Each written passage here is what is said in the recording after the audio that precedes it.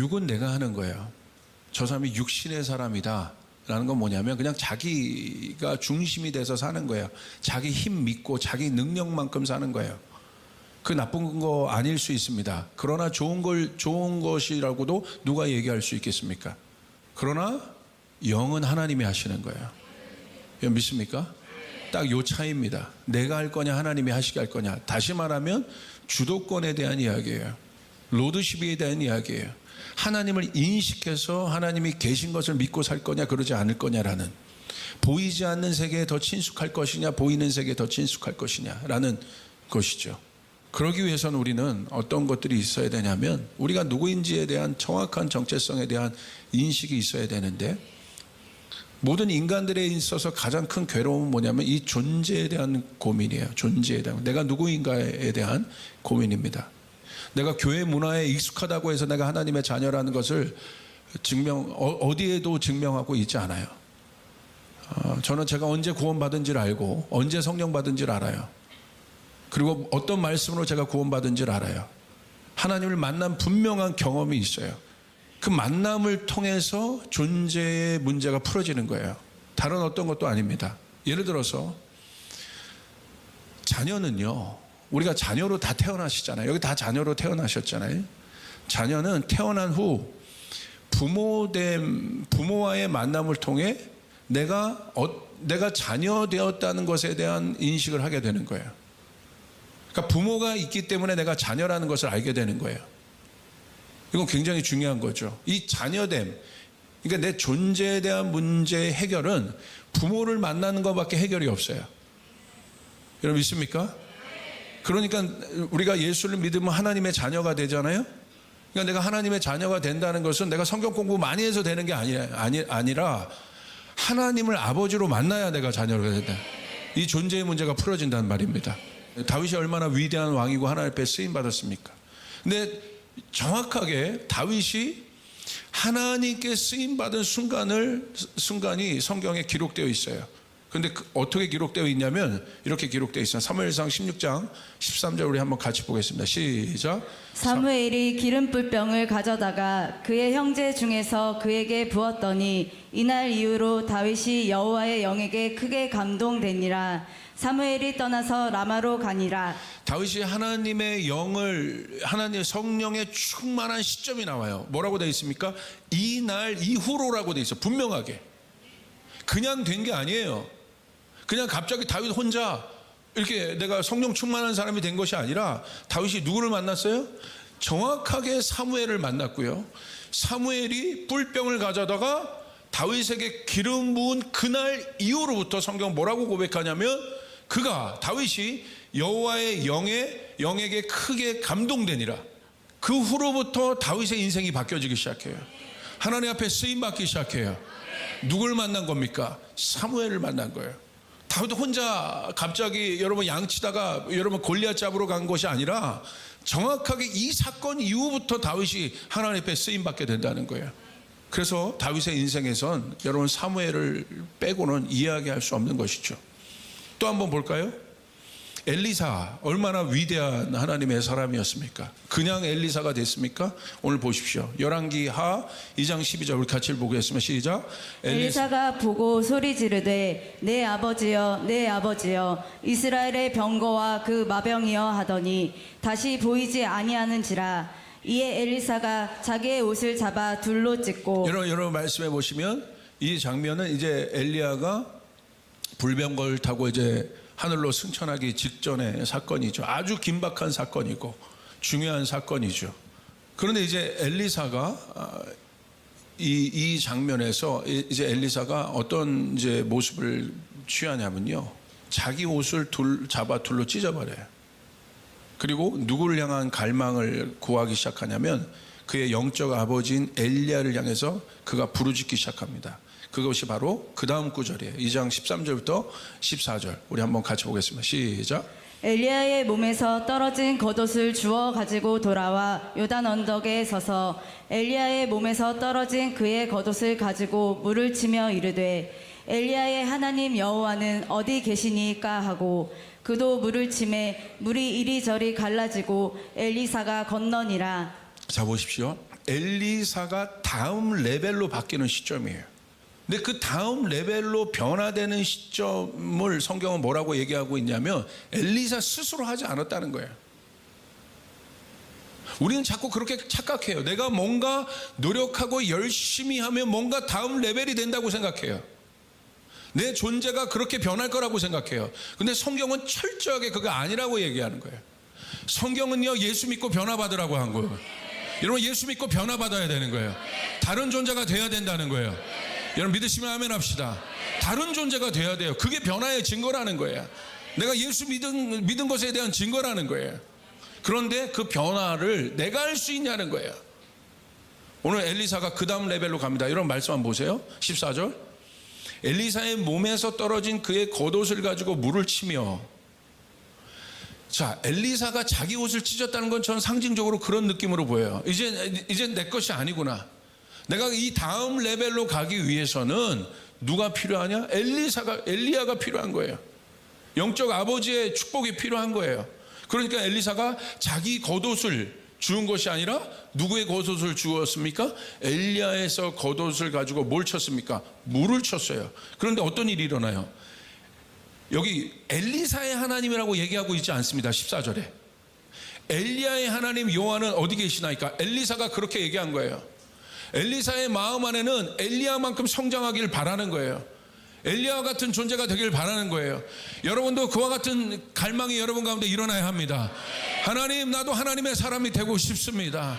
하나님 앞에 쓰임받는 존재가 되고 싶습니다. 뭐라고 얘기해요? 엘리야의 하나님 여호와는 어디 계시니까? 그러면서 그도 물을 치매 물이 이리저리 갈라지더라. 완전히 다음 레벨, 다른 레벨, 엘리야의 하나님이 엘리사의 하나님이 되는 순간입니다. 근데 엘리사가 한 것은 무엇입니까? 물론 노력했겠죠. 자기 노력했겠죠. 그러나 거기에다 더 뭐를, 영적 원리를 알고 있었던 거예요. 엘리야를 만났기 때문입니다. 여러분 보십시오. 제자도 보십시오. 누가 제자입니까? 교회 열심히 다니는 사람이 제자입니까? 빠지지 말고 무슨 헌금 열심히 하고 이것도 하고 교회 활동 열심히 하라는 분이 제자입니까? 성경은 절대 그런 사람이 제자가 아니에요. 그건 부수적인 거예요. 그냥 따라오는 거예요. 그것이 나의 제자됨을 말할 수 없어요. 성경은 누가 제자냐면 예수님을 만난 사람이 제자인 거예요. 그런데 여러분 보십시오. 스승이 있다면 제자는 뭐예요? 스승의 말을 듣는 사람이에요. 자기 주도권을 갖고 있는 사람이 아닙니다. 자기가 이제 스승의 위치에 있을 때, 제자를 키울 때 이제 그때 변하는 거지. 우리가 예수님의 제자라는 건 뭐예요? 우리의 주도권이 아니라 스승이신 예수님을 따르는 자들이라는 거예요. 그래서 여러분 마태복음 16장 24절 보십시오. 예수님을 따라가는 사람들이 예수님의 제자인데 자기 멋대로 가는 것이 아니라, 그래서 성경 뭐라고 얘기하고 있습니까? 우리가 너무 유명한 말씀이죠. 우리 한번 같이 읽습니다. 시작. 이에 예수께서 제자들에게 이르시되 누구든지 나를 따라오려거든 자기를 부인하고 자기 십자가를 지고 나를 따를 것이니라. 오늘 성경은 분명히 얘기하고 있어요. 제자 훈련 참여한 사람이 제자가 아니라는 거예요. 오늘 성경은 철저히 제자가 누구냐? 예수님을 따라가는 사람이다. 그 예수님을 따라가기 위해서 뭘 해야 됩니까? 자기를 부인해야 한다. 자기 십자가를 져야 한다. 그 사람이 예수님을 따를 수 있는 거예요. 자기가 죽어야, 자기 멋대로 내 혼자 살려고 하는 내가 죽어야 예수님을 따라갈 수 있다는 거예요. 여러분, 누가 진짜 중요한 제자입니까? 마가복음의 관점에서 누가 중요한 제자입니까? 주님을 따르는 사람들이 제자라는 거예요. 제자가 돼야 하나님 앞에 쓰임받을 수 있습니다. 할렐루야. 예수님은 절대 군중과 일하지 않으셨어요. 제자, 하나님의 제자가 돼야 되는, 여러분 믿습니까? 자, 이 만남이 중요하다고요. 그래서 제자들도 예수님을 만났기 때문에 그들의 삶이 바뀐 것이죠. 그럼 하나님을 만나려면 어떻게 하겠습니까? 그게 바로 요한복음 14장 6절부터 7절입니다. 하나님을 만나야 내 인생이 바뀌는데 어떻게 하나님을 만날 수 있는가 한번 보겠습니다. 시작. 예수께서 이르시되 내가 곧 길이요 진리요 생명이니 나로 말미암지 않고는 아버지께로 올 자가 없느니라. 너희가 나를 알았더라면 내 아버지도 알았으리로다. 이제부터는 너희가 그를 알았고 또 보았느니라. 우리가 십자가 중심, 예수님 중심으로 살아야 되는 이유는요, 다른 어떤 교리적인 것이 아니라 예수님으로 말미암지 않고는 하나님을 만날 수 없다는 거예요. 그래서 예수님이 길이요 진리요 생명 되시는 것이에요. 여러분, 이 마지막 다원주의 시대에 여러분 예수 중심주의로 사시길 바랍니다. 예수님을 센터로 모시고 사시길 바랍니다. 예수님으로 말미암지 않고는 우린 절대 하나님을 만날 수 없다. 여기 나와 있지 않습니까? 그리고 7절에 얘기합니다. 너희가 나를 알았더라면 아버지도 알았을 것이다. 그래서 예수님이 이 땅에 오신 것이죠. 예수님을 알았다면 역으로 하나님을 모를 수 없습니다. 내가 예수를 믿고 구원받았다면 하나님 앞에 달라진 인생을 살 수밖에 없어요. 자, 십자가와 자기 부인이 제자에게 필수인 이유가 여기 있어요. 이것 때문에 그런 거예요. 왜 그렇습니까? 원죄 때문에 그래요. 원죄가 무엇입니까? 아담의 원죄는요, 하나님을 거절한 거예요. 하나님 없이 스스로 하나님의 위치에 가겠다는 거예요. 다시 말하면 하나님과의 만남을 스스로 끊어버린 거예요. 하나님을 만나야 내 인생, 내 존재됨이 변하는데, 아버지를 만났기 때문에 내가 하나님의 자녀인 것을 아는데 스스로 어느 자리로 간 거예요? 고아의 자리로 돌아간 거예요. 자기가 창조주라고 자기가 스스로 인식하면서, 그때부터 인간은요 고통 속에 살기 시작했어요. 어떤 고통? 존재의 고통. 내가 누군가. 돈이 있어도 내가 누군가가 해결이 안 되는 거예요. 권력이 있어도 내가 누군가가 해결이 안 되는 거예요. 공허한 거예요. 원죄로부터 오는 영향력이에요. 하나님 없이 내 스스로 살 수 있다. 하나님 없이 내 인생 내가 개척해서 살 수 있다. 내 능력만큼 살 수 있다. 여러분, 뭐가 정상입니까? 모든 사람들이 넓은 길로 우르르 가는 것이, 많은 사람이 간다고 거기가 정상이에요? 아니라는 거예요. 좁은 길로 가더라도 정상으로 가야 되는 거예요. 아멘. 거기가 승리의 길인 거예요. 그래서 그리스도인들이 어려운 거예요. 그 넓은 길로 가는 속에 우리가 있기 때문에. 그래서 깨어 있어야 되는 거예요. 아멘. 그것을 위해서 우리가 할 수 있는 건 하나밖에 없다 이거예요. 이 원죄적 뿌리가 해결이 안 되면 어떻게 되겠습니까? 창세기 6장 3절 보세요. 성경은 아담에 대해서 뭐라고 얘기하고 있는가? 시작. 여호와께서 이르시되 나의 영이 영원히 사람과 함께하지 아니하리니 이는 그들이 육신이 됨이라. 그러나 그들의 날은 120년이 되리라 하시니라. 성경은 뭐라고 얘기했습니까? 영이 육이 된 인간을 뭐라고 얘기하고 있어요? 그들이 영원히 이제 내 영이 사람과 함께 할 수 없다. 이제 만날 수가 없다. 이제 그들이 육신이 되었다는 거예요. 보세요. 육신이 되니까 위에 아무도 없잖아요. 자기가 이게 천상천하 유아독존이잖아. 그러니까 무질서한 거예요. 젊은이들 보십시오. 그 예수님 안 만나니까 무질서한 거예요. 어른도 없어, 스승도 없어, 아무것도 없어요. 할렐루야. 예수님이 그것 때문에 이 땅에 오신 거예요. 십자가에 못 박혀 죽으신 거예요. 그래서 십자가가 중요한 것입니다. 십자가를 왜 여러분의 센터에 둬야 되냐? 십자가 말고는 내 원죄적 자아의 영향력에서 내가 나올 수 있는 방법이 없다는 거. 아멘. 원수의 여러분 묶임으로부터 내가 나올 수 없다는 거. 그래서 십자가를 내 중심에 세워야 되는 것이에요. 그래서 제자는 누굽니까? 자기를 부인하고 십자가를 지고 예수를 따르는 사람이다. 이 사람이 제자라는 거예요. 자, 이 부분이 아주 중요한 건데, 하나님의 사람은 그러기 때문에 내가 할 수 없는 일을 하게 됩니다. 이제 믿음이 자연적으로 주어지게 되는데, 제가 유전자에 대해서 좀 깊이 요즘에 생각하고 있어요. 유전자는 사전으로 보니까 이런 뜻이 있어요. 모든 생물의 고유한 특성에 대한 정보가 유전자인데, 중요한 것은 그 정보를 담고 있는, 모든 고유한 특성에 대한 정보를 담고 있는 그 부분이 다음 세대로 전해진다는 거예요. 이게 유전자라는 거예요. 오늘 내 안에 있는 중요한 특성이 다음 세대로 전달되어지는 것이 유전자라는 거예요. 왜 이 유전자가 중요하냐? 자, 보세요. 내 힘으로 할 수가 없다는 거예요, 이게. 여러분, 병원 가서 검사하시면 뭐부터 물어보십니까? 가족력 물어봅니다. 가족력 물어본다는 건 뭐야? 그 질병의 유전적 기질이 있다는 거예요. 억울하지 않나요? 나는 나고 부모님은 부모님이지. 왜 부모님 안에 있었던 그런 그 질병의, 안 좋은 질병의 유전력들이 왜 내 인생까지 전해집니까? 내가 지금 부모님이랑 연결 끊고 살고 있어요. 그런데 보면 전해지잖아요. 그래서 병원에서 병원은 과학에 기초한 학문입니다. 근데 유전을 물어요. 무슨 말이에요? 불가항력적이라는 거예요. 제가 보니까요, 영적 가족력이 있어요. 육신의 가족력이 있는 것뿐만 아니라 영적 가족력이 있어요. 근데 이 영적 가족력이요, 내가 보니까 결정적인 타이밍에 나타나요. 결정적인 타이밍에 고아와 아들이 딱 나타나요. 고아 같은 짓을 하는 사람이 딱 나타나요. 하나님 자녀 같은 짓을 하는 사람, 행동을 하는 사람이 딱 나타나요. 결정적인 순간에 유다가 드러나는 거예요. 결정적인 순간에 이스마엘이 드러나는 거예요. 왜 여러분이 오늘 이 메시지가 중요하게 들어야 되는가? 구약의 패러다임을 보세요. 구약에서 퀴즈 내겠습니다. 하나님 앞에 쓰임받는 사람이 누굽니까? 이스라엘 백성이에요. 이방 나라들이 많잖아요. 근데 이방 나라들은 하나님 앞에 쓰임받지 못합니다. 왜요? 이유는 간단해요. 아까 아브라함의 자손이 아니기 때문에. 맞아요. 아브라함의 자손이란 건 뭐예요? 태어났기 때문에 쓰임받는 거예요.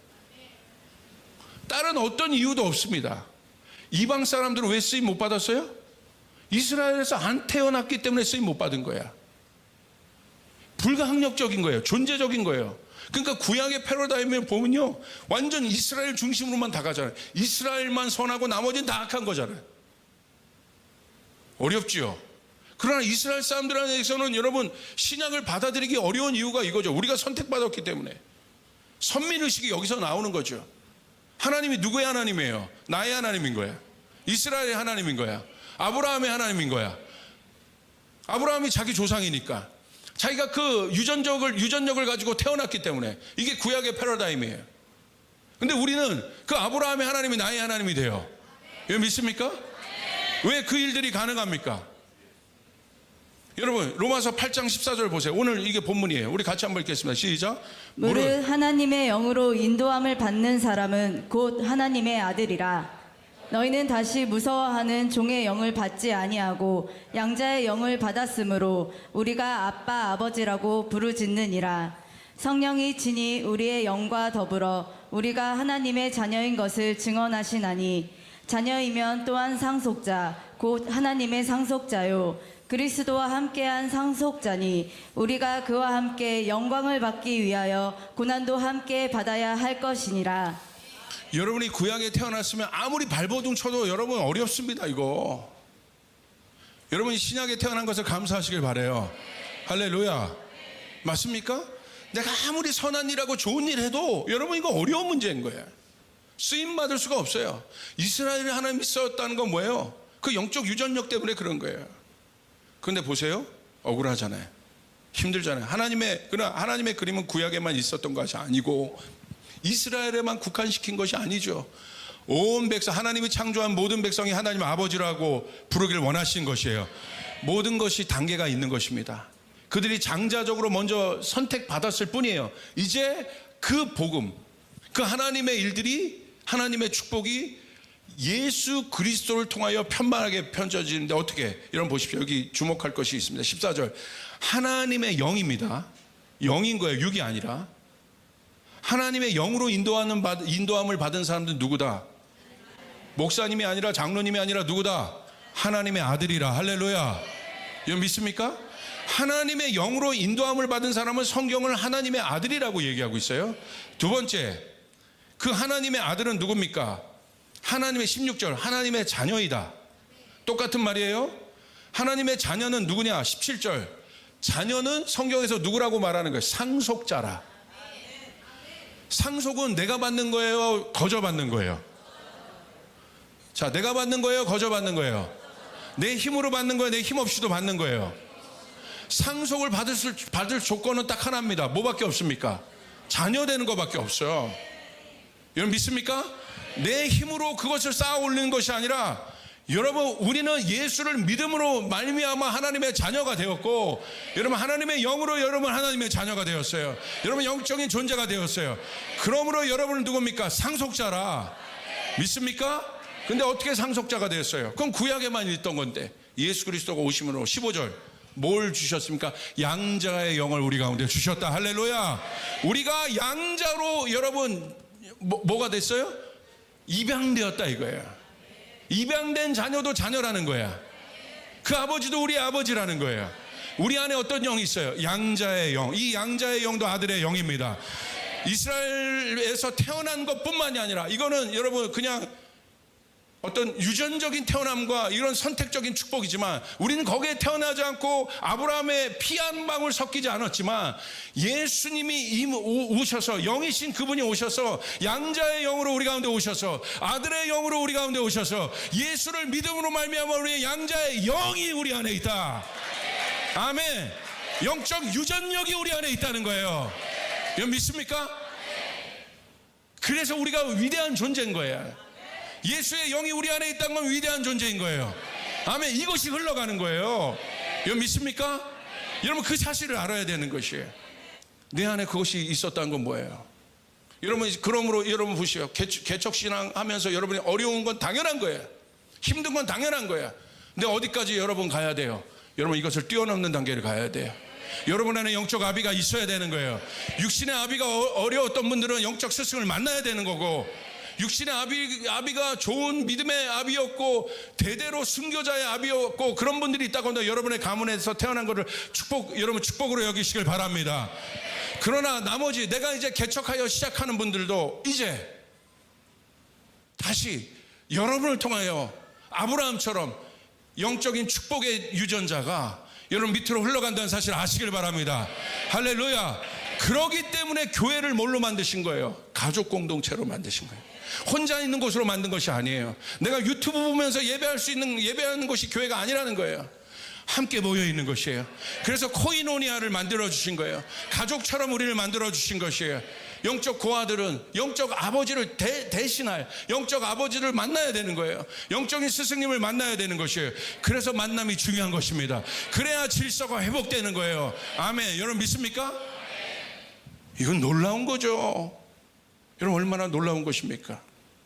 그래서 이 문제가 해결되기 위해서 예수님이 십자가를 선포했는데 그 십자가가 무엇입니까? 십자가가 바로 옛자가 죽는 겁니다. 그리고 양자의 영을 받은 내가 어느 상황에서 굴복하지 않고 떳떳하게 되는 것이에요. 여러분 안에 그 축복이 있습니다. 그래서 우리는 십자가 앞으로 나가야 되는 거예요. 하나님을 거절하는 무질서적인 그 자아를 죽이고 내 안에 예수는 살고 아들의 영은 살고 할렐루야. 주님 그러시죠. 하늘에 있는 것이 다 네 것이다. 권세가 있고 왕같은 제사장의 권세가 있고 여러분이 기도할 때마다 목사님이 기도할 때마다 그 일들이 일어나는 것이 아니라 여러분이 기도할 때마다 하늘이 열리고 할렐루야. 이 양자의 영이 있어야 여러분 이 말씀에서 중요한 게 17절이에요. 자녀이면 또한 상속자 곧 하나님의 상속자요 그리스도와 함께 한 상속자니 우리가 그와 함께 영광을 받기 위하여 고난도 함께 받아야 할 것이냐. 누가 고난을 마지막엔 고난의 때예요. 누가 고난을 이길 수 있습니까? 자녀의 영이 아니면 아버지를 떠나요. 근데 자녀의 영은 이삭이에요. 이삭의 그 흐름으로부터 누가 왔습니까? 예수 그리스도가 오셨어요. 예수의 고난에 동참하는 사람들. 자녀가 아니면 이건 가면 여러분의 부모님이 어렵고 힘들어요. 여러분의 가족이 힘들어요. 누가 뛰어들어요? 거기 남은 안 뛰어들어요. 가족은 뛰어들어요. 아주 간단한 원리예요. 생각할 필요도 없는 거예요. 여러분의 형제가 어려워요. 피를 나눈 형제가 어려워요. 뛰어들지 않겠습니까? 왜? 가족이기 때문에. 그래서 예수님은요 아버지 하나님 아버지 하나 되셨기 때문에 기꺼이 마지막 고난에 동참하셔서 이 고난을 감당하시고 이 모든 것을 열어주신 것입니다. 그 승리가 우리 가운데 있음을 여러분 믿으시길 바랍니다. 아멘. 이제 그 사람에게 뭐가 있습니까? 기쁨이 있습니다. 풍성함이 있습니다. 누림이 있습니다.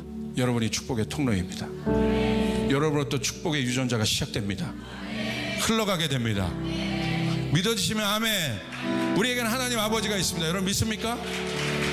여러분 때부터 그 축복이 시작돼야 돼요. 그러기 위해서 날마다 십자가에서 내가 못 박히고 내 안에 진짜 생명이 살도록 해야 되는 것입니다.